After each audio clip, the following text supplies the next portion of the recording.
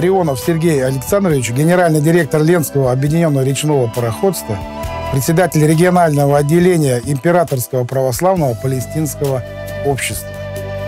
Читаю Евангелие, потому что верую в Бога. Ибо если вы будете прощать людям согрешения их, то простит и вам Отец ваш Небесный.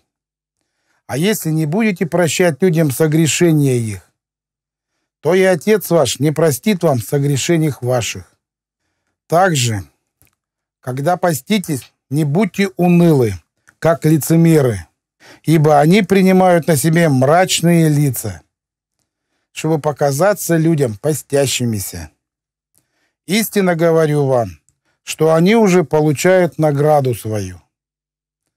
А ты, когда постишься, помажь голову твою и умой лицо твое, чтобы явиться постящимся не перед людьми, но пред Отцом твоим, который в тайне, и Отец твой, видящий тайное, воздаст тебе явно.